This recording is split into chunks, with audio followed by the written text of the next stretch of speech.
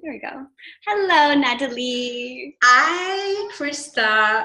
What a great way to start a Monday. I Well, to know. start, to continue a Monday. Continue. What time did you get up this morning? A little bit late. Me too. I'm using it's not back to school yet as my excuse, but oh gosh. Well, we're still really coming back from an incredible convention we were just at. Mm-hmm. All of the incredible energy that we were around. That was amazing. And I guess last week I needed a little bit of time to just how do you say that? Recharge and realize what happened. I was so full. My heart was so full. I just had to. Yes. I have to tell you, when I was watching you speak on stage to the thousands of entrepreneurs in the audience, I was like, my heart was so full, and I was so proud to be working with you. And it was a really powerful moment for me, because you've always been so supportive of me, always, and just thank you. to our entire team. And it was just really great to see you really step into your power that I've always seen you as. Right? I've always seen you as such a powerhouse, and really seeing you in that light was just such a cool moment. Thank you. And you mentioned something important. You said that power that I've always seen you in. Mm-hmm. And don't you find it's like that? A lot of times we see people in their power, but they don't really see themselves in their power. And I think that's what happened with me. It took a little while until I decided to own my power, So. And you shared that message on stage, and I think that's what really made your talk so impactful for so many people. Could you share a little bit? I know that was a big keynote that you prepared, and it was so awesome. Is there anything that you can share from that would, I guess, sum it up and in terms of why and when you decided to make that choice or that internal shift for yourself? Well, at one point, of course, I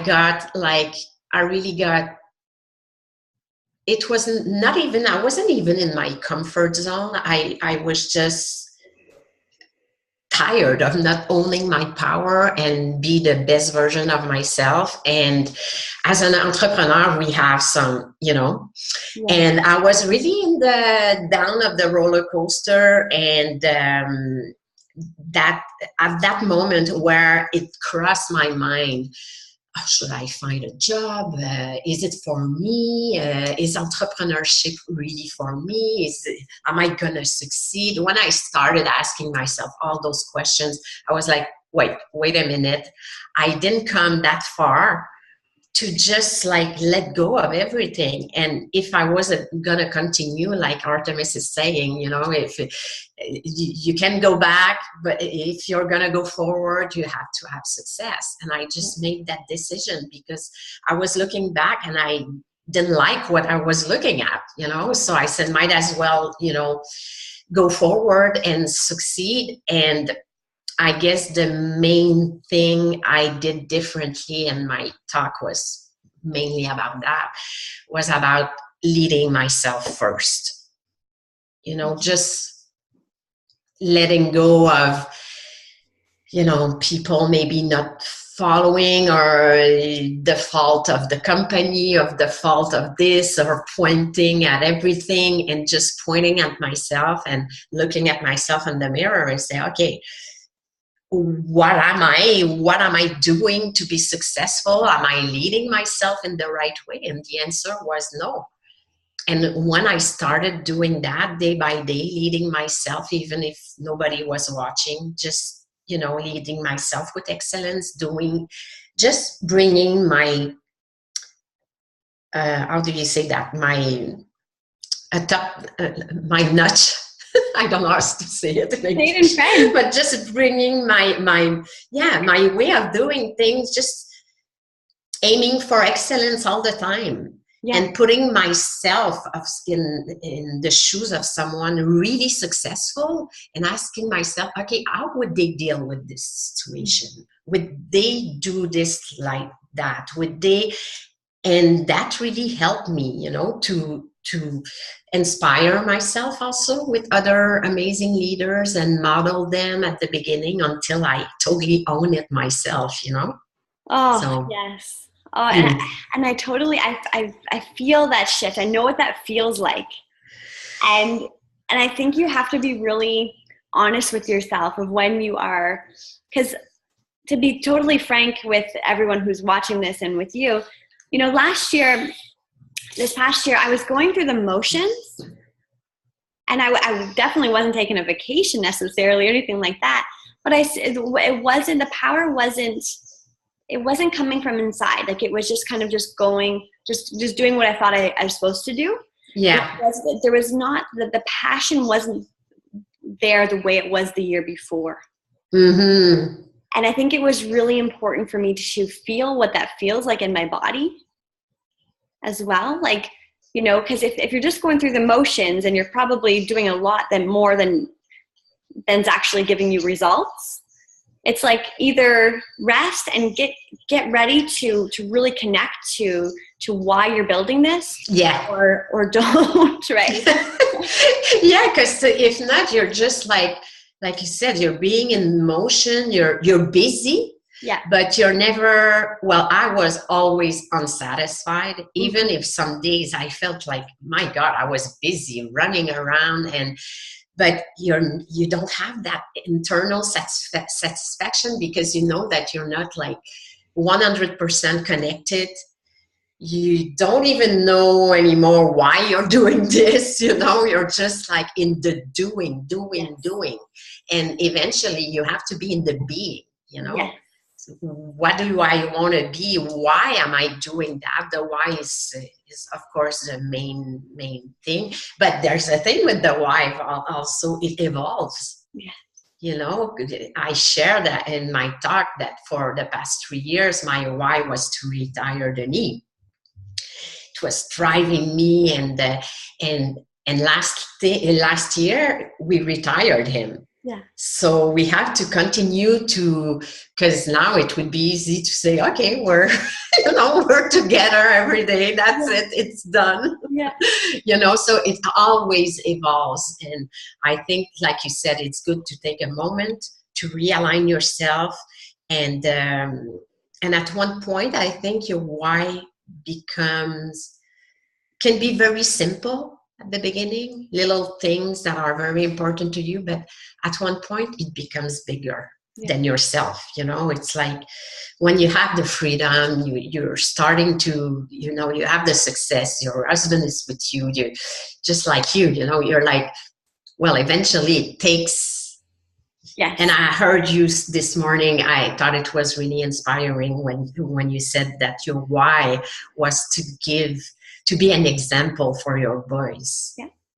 So amazing. And I see your boys with you traveling and seeing their mom, you know, being radiant and shining. And I'm like, oh, wow, what a great example. It's so you're really your why. Totally. And I know it's real because it makes me like want to cry when you say that. Do you know what I mean? Because and it's that emotion that will keep me in motion, as Tony Robbins says. Right? Yeah. And if there's not that emotion in your why, you're not going to do a whole lot. And that's why I talk about, like, you know, a why to pay off debt might not be what gets you out of bed. Maybe. No. I can, you know, it might be for some people, but that doesn't really feel good. It feels lax. Yeah, exactly. And I gave this example in my talk, and it's really funny because I took the example from someone, or maybe she will listen to this, and from someone who came to see me after a talk in Toronto. Oh. And she asked me, she said, oh, my why, it's not, you know, I don't feel like the passion, and I don't know if it's motivating me. And our why was to pay our debts. And we had a conversation about that. And I gave the example in my talk in Salt Lake City last week. And she came to see me. She said, "What are you talking about me?" And I said, "Well, you definitely inspired me." But that was the thing. And we turned it into, okay, you wanted to pay your debts. But I told her, what about having an abundant wording and say instead, I want to create, I don't know, abundance, a peace of mind in my finance. So I can't remember. We found a sentence that was more positive. And then I was like, okay, so how does that make you feel? She was like, oh, so how will you feel when your debts are paid? Just be it now. And how do you feel? Oh, I feel this peace of mind. I feel joy. I feel free. Okay, and what are you going to do with the money? Oh, I can travel. Well, where? And we got into this conversation that is so much more powerful than just paying debts, Yes. Okay. So. Oh, good. All right. Well, I think the next thing I would love to explore with you is, I think you have an interesting background, and it almost a really great kickstart in terms of entrepreneurship, because I believe you come from a family of entrepreneurs. Yes, I do. My parents owned a restaurant for actually almost 50 years. Wow. Yeah. So I have a background of entrepreneurship that showed me the kind of business I didn't want to have, okay. if I may say it like that. Yeah. But I grew up, my dad never had a boss. He was always, I never saw my dad going to a job. So already this is a big, compared to a lot of people that have parents that have jobs and everything. But even though he wasn't his own boss, he had zero freedom. I mean, a restaurant, you know how it is. I mean, he was there 7 days a week. We didn't have a lot of vacations. So for me, I liked the idea as growing up to be my own boss, but not to the price of giving it like my life, like I thought my dad was doing it. Yeah. So I remember growing up, always thinking, what kind of business could I do, but that wouldn't be like that, And obviously, I had those crazy ideas, but it was always coming back to, I have a very big creative background because I studied fashion design and graphic design. So I was all fashion. Yeah. How did I not know that? Oh my gosh. Okay. My college in fashion and my university in graphic design. So I've never really did study finances or do, it was always about painting and creating and all of that. So of course I wanted to bring that in my business.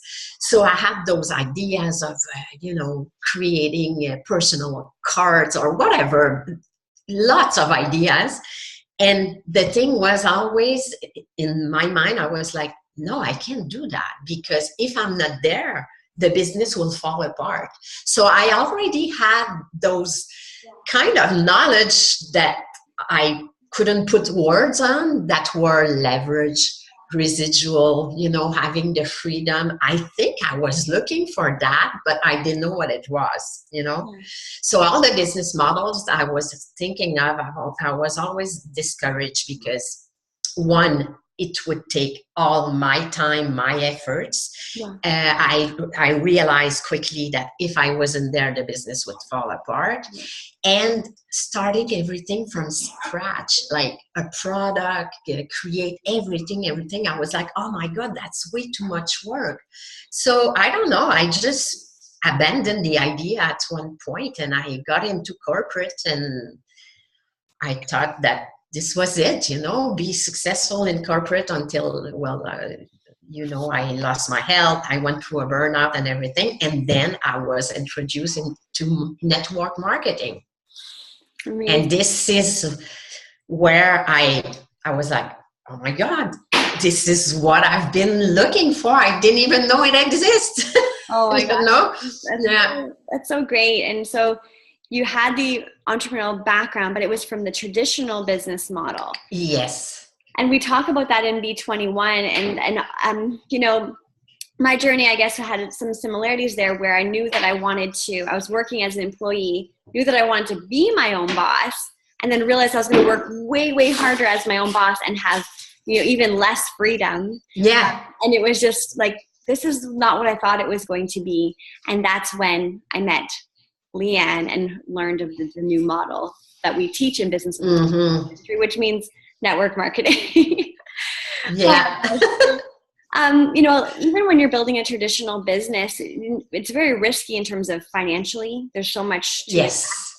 But also you're really investing your time and sacrificing so much of, you know, potentially with the people that you love. And it's really, the stakes are really high. Yes. You know, with our business model with B21, I love that the stakes aren't high, and it's really about, you know, as you grow and you learn, your paycheck, your income will reflect as much as you grow.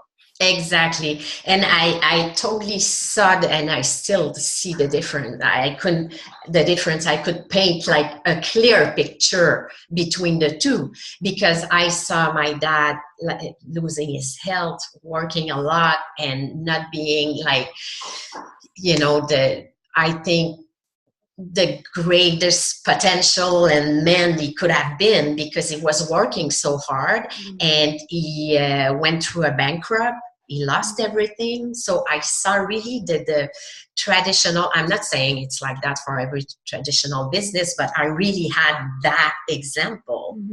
So for me now, in the business model we are in, it's like no financial risk, with having more time to be with the people you love, and completely the opposite, you know, taking your vacation when you want.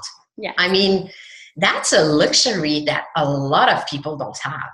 No. Whether it's in corporate, whether it's in a traditional business, deciding, for me, it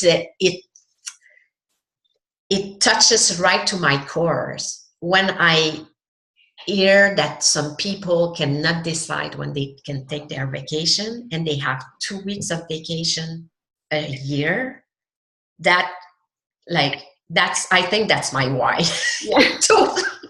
It totally puts me on a mission. I'm like, someone have to just show them that there's other ways, like someone showed me that there was another way, because maybe I would be still in corporate, and maybe my life would be even worse, because I would have climbed the corporate ladder. And so that's what I love about B21. It's, you know, it's educating people and just showing them that there is another way. And after, I mean, it's up to everyone to decide. It takes some courage. It takes, you know, it takes deciding, you know, just making a decision that you want to do things differently.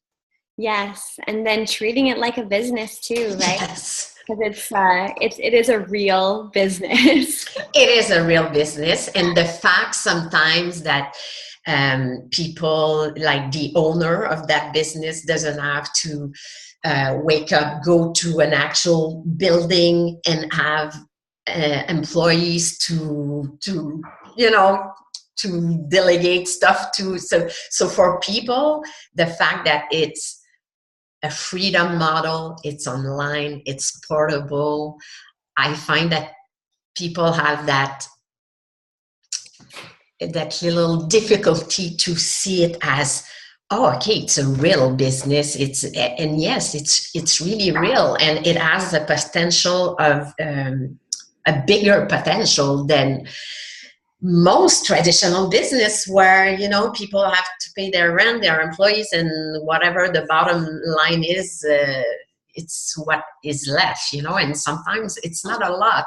So I know a few entrepreneurs that live in that dream, that they think they are free because they have their own business. But in fact, they're not building abundance. They are 7 days a week in their businesses. But in a sense, I think they are courageous because they went from employee at least to being an entrepreneur. Yeah. Now it's just a question of seeing if it's the right business model. Exactly. And I think, B21 also teaches that, like, if maybe it's someone who loves their career, they can still incorporate another stream of income through network marketing, right? They may have a traditional business that's thriving. They could still incorporate another stream of income with network marketing. Yeah. And I think that's really important too. Like, you and I are really, this is our career. This is our full-time love and passion. But it doesn't need to be that for everyone. No, and I started part-time. I was an assistant director. I was working 60 hours a week. I started on my lunchtime. And that's the only business model that I know that can allow you to do that. Yes. You know, and what I like about that is that slowly your mindset can shift from being an employee to become an entrepreneur. Yeah. You're not like an employee and the day after you wake up and you're in business and you're like, okay, what do I have to do? So you have time, you know, to switch your mindset, to lead yourself in a different way, to show up in a different way, and to do personal development, everything. And eventually, if you feel ready to do it full time, you do it full time like we are doing. But it doesn't have to be that way. And it's a pretty dreamy job full time. Yes, it is.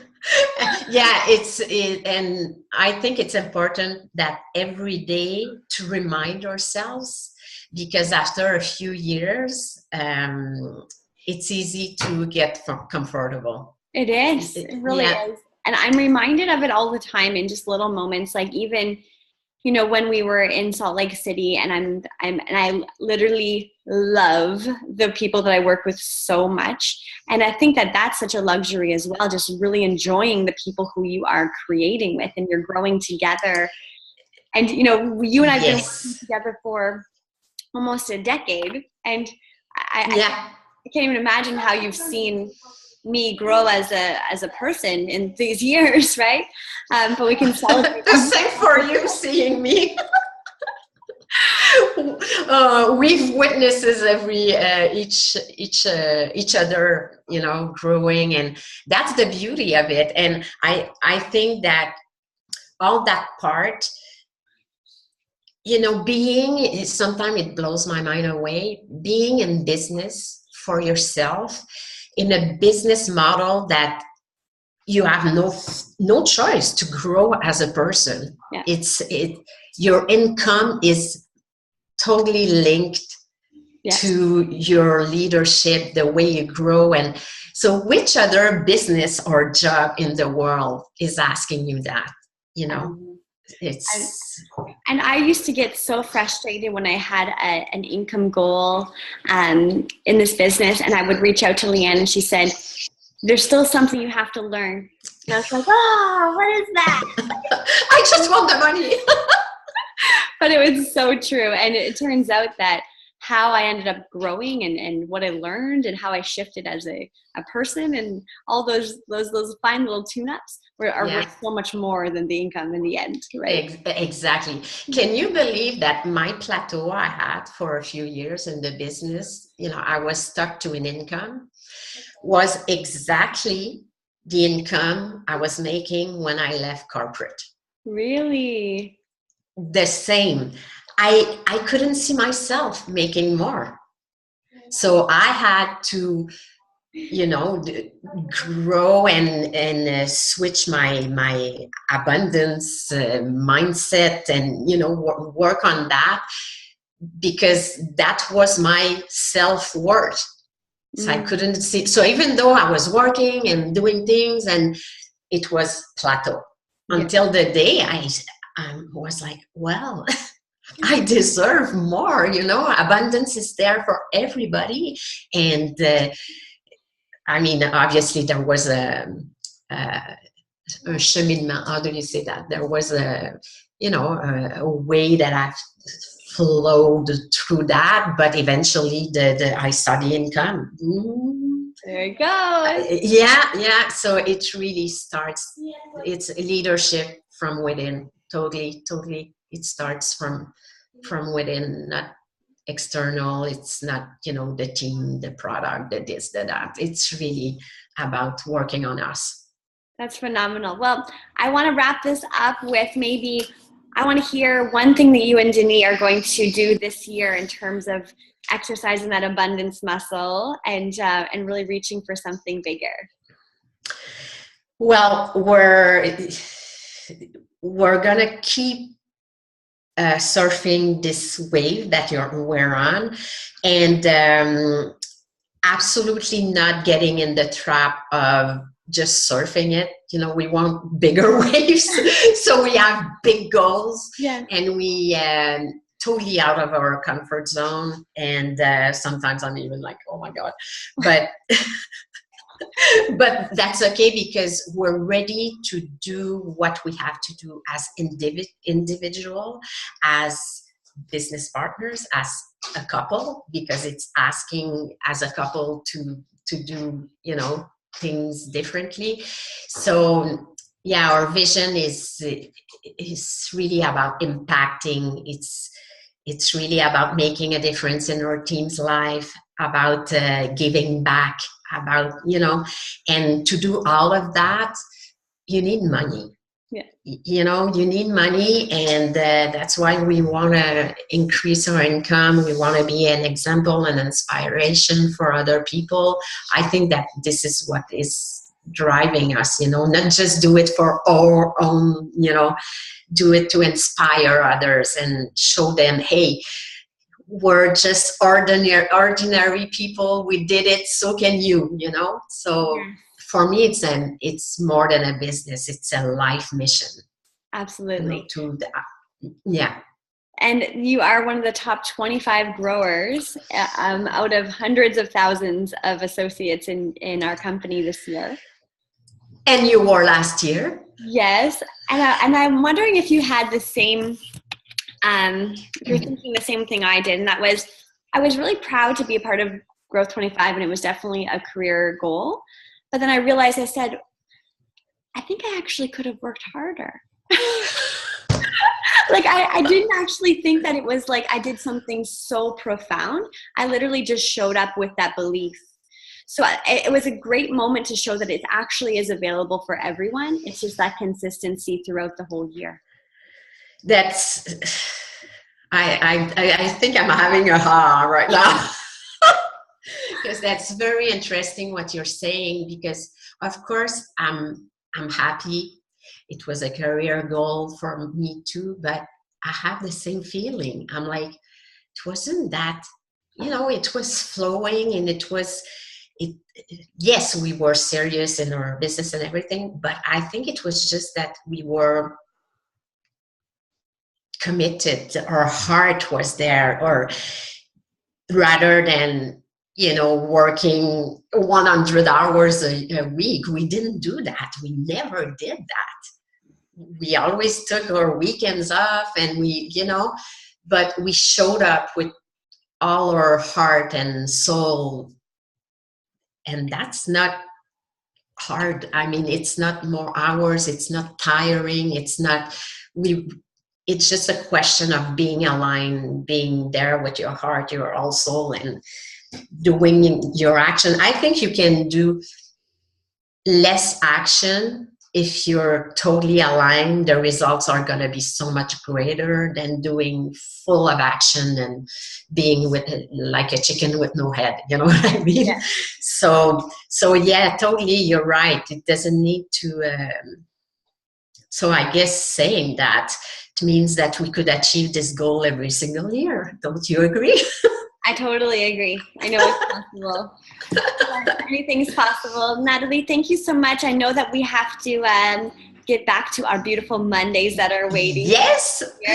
Thank you, Christa, for inviting me. That was fun. I really appreciate you being here, and you are lighting the path for so many of us, and we really appreciate your love and support that you've given us through all these years, and also for showing us what's possible. Thank you, Christa. Thank you for inviting me. Have a great day. We'll talk soon. You too. Bye. Bye. Thank you. Thank you. Curtis, come say hi. Oh, hold on. The little Leo's coming over. Yeah, your camera is turned off. Hold on. I stopped the recording there. Hold on. Stop the recording. Come say hi. Hi. Hi, how are you? Oh my God, you're not back to school yet. Not yet. When is that? 1 more week. Oh, so is it nice, the weather where you live? Like, is it still summer? Yeah, it's still summer. Really? How about you guys? It's cold. You all? Yeah? It really, it feels fall already. Is it fall outside?